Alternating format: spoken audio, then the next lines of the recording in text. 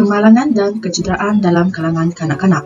Kemalangan merujuk kepada urutan sesuatu kejadian ataupun insiden yang di luar jangkaan di mana ia berlaku akibat beberapa sebab dan boleh menyebabkan kecederaan fizikal kepada individu, harta benda rosak dan juga boleh mengakibatkan kerugian. Kecederaan membawa maksud kepada kerosakan yang berlaku pada badan. Kecederaan boleh berlaku akibat daripada kemalangan, jatuh, dipukul ataupun didera.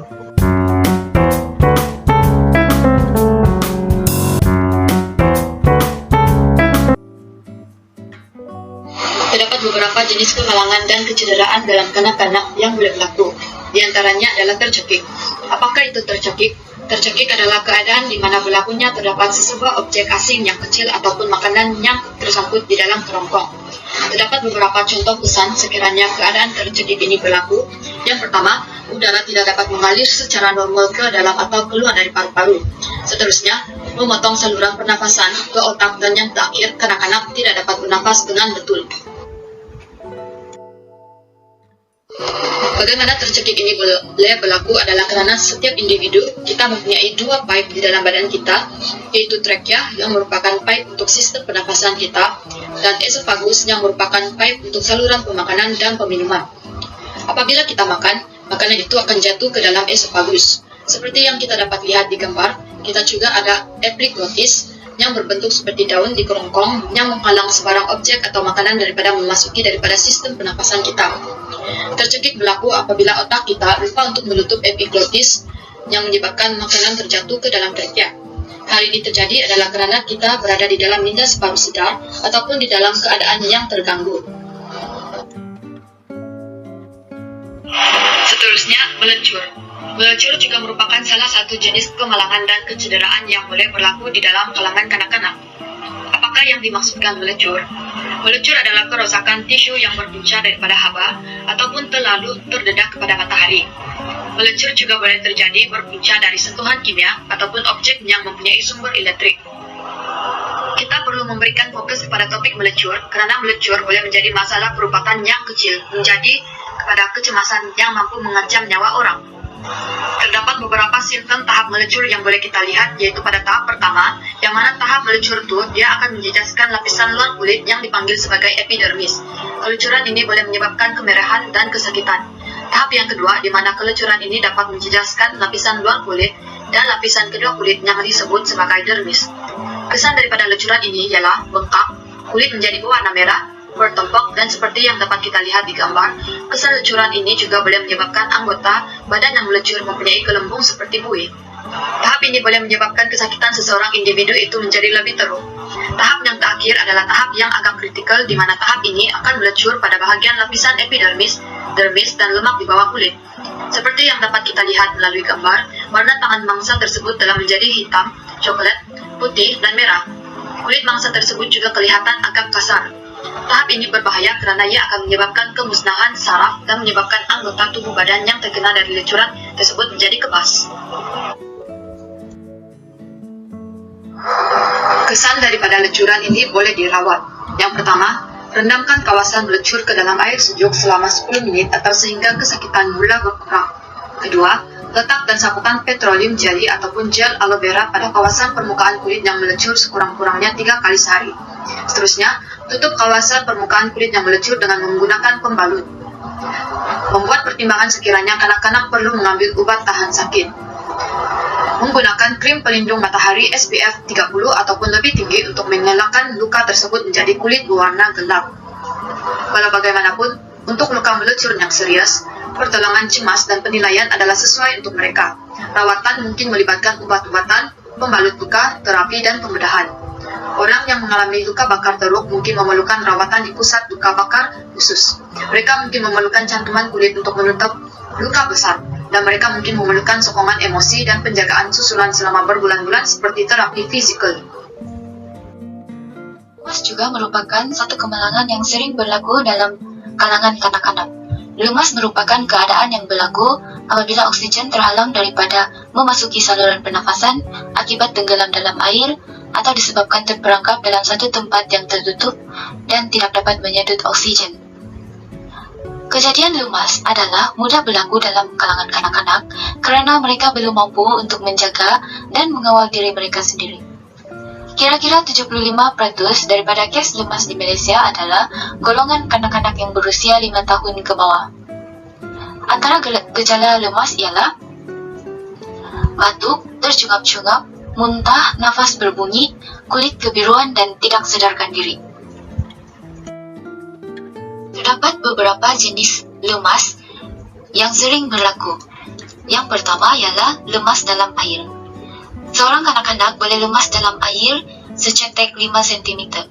Lebih membahayakan apabila kejadian tersebut terjadi dalam keadaan yang senyap tanpa jeritan atau tangisan kanak-kanak tersebut.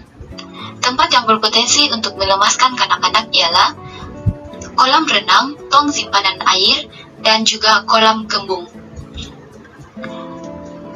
Yang kedua pula ialah lemas terlilit dengan tali langsir. Kanak-kanak kebiasaannya suka bermain dengan benda yang panjang seperti tali. Mereka akan memutarkan badan mereka sehingga tidak sadar tali yang dipegang melilit pada leher mereka. Contoh gambar tersebut ialah langsir yang mempunyai tali dan berpotensi untuk membahayakan nyawa kanak-kanak. Yang ketiga pula ialah lemas dihimpit bantal atau selimut tebal. Kejadian ini selalunya berlaku pada bayi kerana mereka belum mampu untuk mengangkat objek yang berada di atas badan mereka. Mereka hanya mampu bergerak, namun tidak mampu untuk mengalihkan bantal atau selimut yang menghimpit mereka, sehingga mereka akan mengalami kesesakan nafas dan nafas mereka akan terhenti dengan serta-merta. Yang keempat pula ialah lemas disebabkan mereka memasukkan plastik di kepala. Kanak-kanak pada mulanya hanya ingin bermain plastik sebagai topi. Namun sekiranya mereka tanpa sengaja menarik plastik sehingga ke muka, mereka akan menjadi panik dan tidak tahu cara untuk mengeluarkan plastik tersebut daripada kepala mereka. Oleh itu, tanpa pengawasan daripada ibu bapa, mereka berpotensi untuk lemas kerana tidak dapat bernafas disebabkan oleh halangan daripada plastik tersebut. Yang kelima ialah lemas kerana tertinggal dalam kereta. Terdapat ibu bapa yang tidak sengaja untuk meninggalkan atau terlupa membawa anak-anak mereka keluar dari dalam kereta, sehingga menyebabkan anak mereka mengalami kesesakan nafas dan lemas. Seterusnya ialah keracunan. Keracunan bukan sahaja dikaitkan dengan bahan kimia yang sering berada di rumah seperti cecair pencuci dan racun pestisida, tetapi juga termasuk ubat-ubatan orang dewasa. Ubat-ubatan yang berwarna-warni sememangnya akan menarik minat kanak-kanak untuk merasa kerana kelihatan seperti gula-gula yang manis.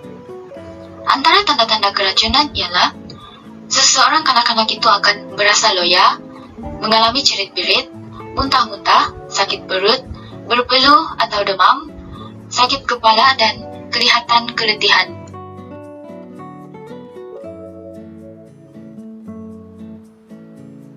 Kecederaan luka terbahagi kepada 6 jenis, iaitu yang pertama, luka terhiris atau calar, laceration, luka tertutup, puncture wound, luka melecet atau terkoyak, abrasion wound, luka tembakan, shoot wound, kontusi, dan yang terakhir adalah hematoma. Luka tersebut terdapat 3 jenis luka yang sering berlaku kepada kanak-kanak. Jenis luka yang pertama adalah luka jenis terhiris atau tercalar. Luka ini boleh berlaku kepada kanak-kanak apabila anggota badan kanak-kanak tersebut terpotong atau terhiris benda yang tajam dan tumpil seperti gunting, pisau, cutter, dan jarum. Apabila benda yang tajam atau tumpil terpotong di atas permukaan kulit atau otot dalaman kanak-kanak, ini akan menyebabkan kesan luka tersebut mengeluarkan darah. Selain itu juga, jenis luka tercucuk juga adalah kecederaan yang sering berlaku dalam kalangan kanak-kanak. Luka ini berlaku akibat daripada benda tajam dan menyebabkan tertembus atau tercucuk ke dalam badan kanak-kanak. Selalunya, luka ini tidak berdarah. Sebagai contoh, jarum, paku tekan, paku bekarat, dan juga kayu. Jenis luka yang terakhir yang sering berlaku kepada kanak-kanak adalah luka melecet atau terkoyak. Kanak-kanak mendapat luka ini apabila mereka terjatuh dan anggota badan mereka tergesel atau tergiris dengan sesuatu. Hal ini menyebabkan hakisan pada kulit dan tisu lembut pada anggota badan kanak-kanak dan ianya menyebabkan kulit kanak-kanak terkoyak.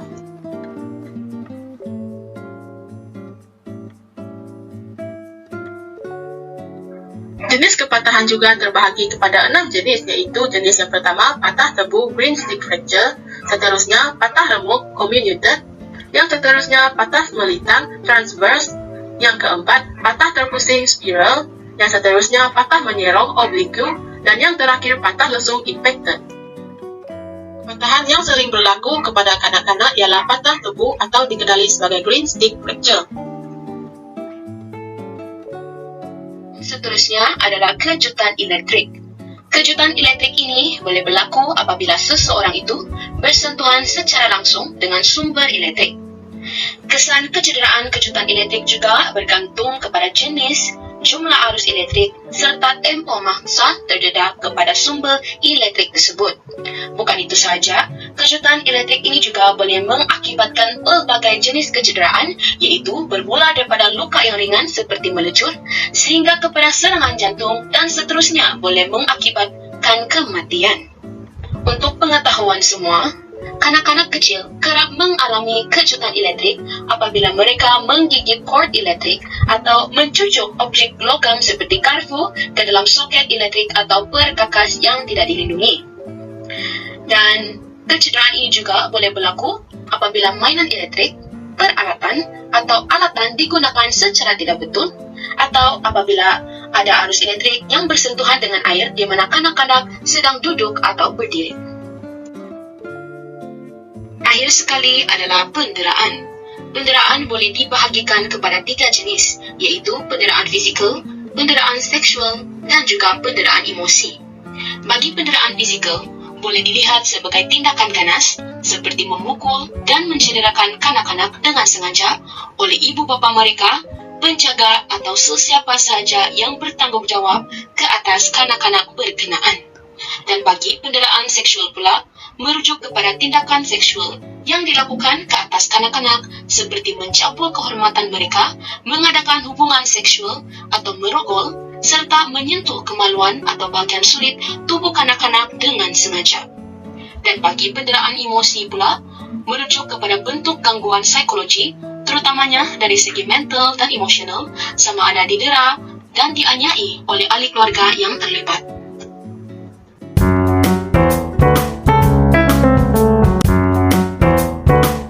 Antara faktor kemalangan dan kecederaan dalam kalangan kanak-kanak adalah kurang pemerhatian yang maksimum daripada ibu bapa, penjaga atau guru.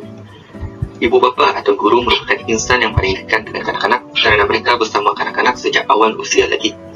Namun, kurang pemerhatian boleh berlaku disebabkan oleh kelalaian mereka. Kelalaian ini mungkin disebabkan kerana terlalu leka dengan gadget seperti telefon bimbit ataupun kerja yang mereka lakukan seperti memasak, mengemas rumah dan sebagainya. Kurang pemerhatian boleh berlaku oleh guru pula disebabkan oleh murid yang ramai. Hal ini jelas menyebabkan seseorang guru tersebut tidak mampu memberikan perhatian kepada semua kanak-kanak sekaligus. Pendek kata, kurang pemerhatian yang maksimum daripada ibu bapa, penjaga dan guru menjadi punca kemalangan dan kecederaan dalam kanak-kanak berlaku. Selain itu, faktor kemalangan dan kecederaan dalam kalangan kanak-kanak juga disebabkan kerana terdedah dengan barangan berbahaya. Ubat atau racun seperti cecair pencuci terletak di tempat yang mudah diambil oleh kanak-kanak. Terdapat beberapa perkara yang mungkin pihak ibu bapa, penjaga dan guru terlepas pandang. Pertama, ubat-ubatan yang dimiliki disimpan tanpa bekas tertutup. Kedua, cecair pencuci diletakkan pada kawasan yang rendah hingga mudah kanak-kanak mencapainya. Dan akhir sekali, kurang pengetahuan mengenai pengambilan ubat-ubatan. Kemudian, faktor yang boleh mengakibatkan kemalangan dan kecederaan dalam kalangan kanak-kanak ialah dari segi permainan yang kurang sesuai, seperti kecil, tajam, mudah tertelan dan permainan tersebut mempunyai bahan yang berbahaya. Alat permainan yang tidak disusun secara rapi dan berselera akan meningkatkan risiko kanak-kanak terpijak dan menyebabkan kecederaan. Kanak-kanak suka memasukkan sesuatu di dalam mulut mereka, terutamanya objek permainan yang kecil, sehingga mengakibatkan berlakunya kejadian tercekik. alat permainan yang menggunakan bahan yang tidak selamat kepada bayi dan kanak-kanak, serta alat permainan yang mempunyai bucu atau bahagian yang tajam yang akan menyebabkan kecederaan kepada mereka. Jaga pagar keselamatan juga adalah merupakan faktor kemalangan yang boleh berlaku di dalam kalangan kanak-kanak. Kanak-kanak yang masih merangkak atau baru belajar berjalan masih belum dapat mengenal pasti sebarang bahaya. Hal ini menyebabkan kanak-kanak atau bayi mungkin terjatuh dalam proses mereka belajar merangkak atau berjalan. Kesan daripada kemalangan tersebut mungkin akan menyebabkan bayi atau kanak-kanak dalam keadaan cedera yang parah. Hal ini adalah kerana tulang bayi dan kanak-kanak cenderung lebih mudah patah kerana tulang mereka masih lembut. Oleh itu, ibu bapa digalakkan dan dinasihatkan untuk memasang pagar keselamatan bagi tujuan mengelakkan bayi dan kanak-kanak daripada terjatuh dan cedera. Seterusnya, pendedahan dengan suis atau peralatan elektrik yang menyebabkan kejutan elektrik. Kejutan elektrik ini berlaku apabila badan manusia telah bersentuh secara langsung dengan sumber elektrik yang mana arus tersebut sedang mengalir. Bergantung pada volten arus dan panjang sentuhan, kejutan ini boleh menyebabkan apa-apa daripada ketidakselesaan kecil pada kecederaan serius, malah kematian. Tapi kini dibincangkan kerana kanak-kanak merupakan individu yang paling kerap mengalami renjatan elektrik. Biasanya, kanak-kanak yang bermain terkena dari renjatan elektrik ini adalah kerana berpunca daripada mereka menggigit pot, mencucuk benda yang merupakan sumber elektrik dengan menggunakan logam seperti garpu, pisau ke dalam alur keluar, atau perkakas yang tidak dilindungi. Kejutan ini boleh menyebabkan kecederaan yang biasa pada kecederaan yang serius, yaitu kematian. Faktor kemalangan dan kecederaan kanak-kanak yang seterusnya ialah tiada rawatan awal diberikan kepada kanak-kanak sekiranya mereka tercedera, lemas atau terjekik. Ibu bapa atau pengasuh tidak menyediakan alat pertolongan cemas di rumah sehingga menyebabkan mereka tidak dapat melakukan rawatan awal apabila kanak-kanak tersebut mengalami kecederaan atau lemas dan terjekik. Seterusnya, ibu bapa atau pengasuh tidak mempunyai ilmu untuk memberi bantuan kecemasan, seperti bantuan CPR. Seterusnya, keadaan penjaga yang menjadi panik apabila melihat kanak-kanak mengalami kecederaan, tidak menyadarkan diri ataupun terjekik, akan menyebabkan kesukaran mereka untuk memberikan rawatan awal kepada kanak-kanak tersebut. Faktor yang seterusnya pula ialah tidak meletakkan alas lantai yang boleh menyerap hentakan sekiranya kanak-kanak terjatuh dan membiarkan kanak-kanak berada di atas katil dan sofa tanpa pengawasan. Ibu bapa atau pengasuh yang kurang peka terhadap keselamatan kanak-kanak akan menyebabkan mereka terjatuh daripada tempat yang tinggi. Seterusnya, ibu bapa atau pengasuh terlalu yakin bahawa kanak-kanak tidak akan terjatuh dari tempat yang tinggi kerana mereka sudah besar dan tahu untuk mengawal diri mereka sendiri. Seterusnya, terdapat ibu bapa atau pengasuh yang sengaja membiarkan kanak-kanak tersebut duduk di tempat yang tinggi agar mereka akan merasa terjatuh dan tidak mengulanginya lagi.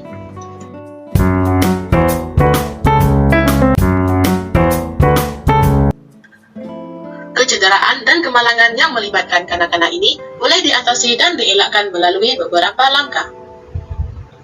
Antara langkah yang boleh diambil oleh ibu bapa ataupun penjaga untuk mengatasi kemalangan dan kecederaan dalam kalangan kanak-kanak ialah sentiasa mempunyai peti pertolongan cemas. Peti pertolongan cemas adalah peti yang mempunyai peralatan atau bekalan untuk memberikan rawatan kepada individu yang tercedera. Langkah yang seterusnya ialah ibu bapa ataupun penjaga haruslah sentiasa memastikan ubat yang ada di rumah dalam keadaan yang selamat. Ibu bapa ataupun penjaga harus sentiasa memeriksa tarikh tamat tempoh ubat yang ada di rumah agar sentiasa selamat untuk diambil oleh kanak-kanak ataupun semua ahli keluarga. Selain itu, ubat-ubatan yang diambil haruslah disesuaikan dengan umur dan ambil ubat tersebut dalam kuantiti yang ditetapkan oleh pegawai kesihatan ataupun pihak farmasi. Langkah yang seterusnya untuk mengatasi kemalangan dan kecederaan dalam kalangan kanak-kanak adalah ibu bapa, penjaga dan guru perlu menyimpan benda berbahaya di tempat yang selamat dan sukar dicapai oleh anak-anak, termasuklah ubat-ubatan, produk pencuci, cat, minyak, racun serangga serta alkohol. Ini mampu mencegah kanak-kanak daripada keracunan. Selain itu, ibu bapa, penjaga dan guru juga harus senantiasa memastikan tempat-tempat ini sentiasa ditutup, seperti pintu rumah, pintu dapur, bilik mandi, dan juga tingkap. Ini adalah bagi memastikan kanak-kanak tidak terjatuh. Langkah untuk mengatasi kemalangan dan kecederaan dalam kalangan kanak-kanak ialah ibu bapa atau penjaga ataupun guru memberikan jagaan atau perhatian yang penuh kepada kanak-kanak. Bagi pihak ibu bapa atau penjaga, perlulah sekali-sekala untuk meninggalkan sekejap kerja bagi meluangkan masa dengan kanak-kanak supaya dapat memerhatikan apa yang dilakukan oleh kanak-kanak di samping memastikan keselamatan mereka sentiasa terjamin. Ataupun kita tidak menafikan keadaan pandemik sekarang ini mengubah norma pekerjaan bagi ibu bapa dengan norma baharu iaitu work from home yang menjadikan kesukaran meluangkan masa semakin menjadi-jadi. Oleh hal yang demikian, sekurang-kurangnya sebelum membiarkan kanak-kanak bermain, eloklah untuk melihat keadaan kanak-kanak sebelum melakukan kerja. Sebagai contoh, memastikan kawasan persekitaran kanak-kanak bermain atau melakukan aktiviti adalah selamat. Bagi pihak guru pula, mungkin faktor jumlah murid yang ramai menjadi punca perhatian sukar diberikan. Oleh hal yang demikian, langkah yang guru boleh lakukan adalah menyusun kanak-kanak secara sistematik semasa melakukan aktiviti agar mudah untuk dilihat dan diperhati. Dengan cara ini, kemalangan atau kecederaan dalam kalangan kanak-kanak akan dapat diatasi. Langkah untuk mengatasi kemalangan dan kecederaan dalam kalangan kanak-kanak adalah dengan memasang CCTV atau alarm penggerak kecemasan, atau memasang penutup soket elektrik, atau memasang pelindung pada hujung perabot, atau memasang pagar di pintu dapur dan tangga, atau alas lantai yang menyerap hentakan. Ibu bapa, penjaga ataupun guru boleh melakukan langkah-langkah ini. Hal ini demikian bagi memudahkan lagi pemantauan terhadap kanak-kanak itu dilakukan. Sebagai contoh, pemasangan CCTV. Ibu bapa, penjaga ataupun guru boleh melihat kanak-kanak walaupun sedang melakukan kerja. Langkah ini juga akan menyebabkan kita lebih peka dengan situasi sekeliling. Sebagai contoh, alarm penggerak kecemasan. Ibu bapa, penjaga ataupun guru akan mengetahui situasi yang berlaku jika penggerak berbunyi, dan tindakan keselamatan boleh dilakukan dengan segera. Bukan itu saja, langkah ini dilaksanakan bagi mengurangkan risiko kemalangan dan kecederaan. Langkah yang seterusnya ialah mengasingkan alatan objek permainan yang berbahaya daripada kanak-kanak. Alat permainan mestilah tidak tajam dan tidak mendatangkan bahaya. Kanak-kanak dan bayi haruslah diberikan pengawasan yang baik serta teliti semasa bermain. Kanak-kanak juga haruslah diberikan alat permainan yang bersesuaian mengikut peringkat umur mereka. Alat permainan juga mestilah disusun secara rapi dan disimpan dengan kemas. Elakkan daripada memberikan alat permainan yang bersaiz kecil kepada kanak-kanak, terutamanya bayi, kerana akan mengakibatkan mereka tercekik ataupun tertelan. Dan yang terakhir, pastikan alat permainan tidak mengandungi bahan berbahaya dan bertoksik. Langkah yang terakhir adalah menyimpan segala objek yang tajam seperti pisau, gunting dan lain-lain di tempat yang lebih selamat dan tidak dapat dicapai oleh kanak-kanak. Elakkan meletakkan kerusi yang mudah dialihkan oleh kanak-kanak bagi mengelakkan mereka memanjat dan mengambil barang di atas amari maupun kabinet. Pastikan semua amari, kabinet termasuklah pintu peti sejuk sentiasa ditutup dengan menggunakan safety lock. Selain itu, segala objek tajam mestilah disembunyikan daripada penglihatan dan pengetahuan kanak-kanak. Sebagai ibu bapa, pengasuh ataupun guru, kita haruslah sentiasa peka dengan pergerakan kanak-kanak, terutamanya di bahagian dapur. Dan yang paling penting, elakkan meletakkan barangan tajam di tempat yang mudah dilihat dan dicapai oleh kanak-kanak. Harapan daripada kumpulan kami, kanak-kanak merupakan aset negara yang sangat penting kerana mereka merupakan harapan dan cita-cita negara yang disandarkan selaku pemimpin di masa hadapan. Kanak-kanak juga merupakan golongan yang perlu diberikan perlindungan di dalam keadaan tertentu. Mereka mungkin terdedah kepada pelbagai bahaya dan ancaman. Oleh itu, ibu bapa dan penjaga perlu memastikan kawasan permainan dan perumahan mereka mempunyai ciri-ciri keselamatan yang sempurna. Jika kawasan perumahan dan permainan didapati tidak selamat untuk anak-anak, ibu bapa dan penjaga perlu mengambil langkah-langkah pencegahan untuk mengelakkan kanak-kanak daripada kemalangan yang boleh berlaku yang boleh menyebabkan mereka diancam nyawa.